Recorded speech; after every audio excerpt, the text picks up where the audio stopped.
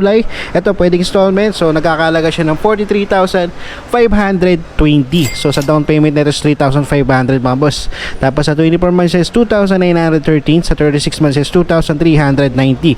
So doon nito mo nasa 13,000. Sa appearance niya, yan, okay pa yung fairings, headlight signal, maganda pa. Ito naman cash basis mga boss. May issue nga lang siya na low battery.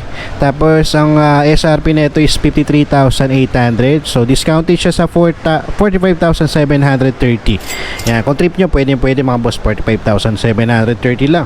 Tapos sa odo niya 32,000. Sa appearance siya okay pa naman, may mga sticker lang, pwede nyo baklasin kung ayaw nyo.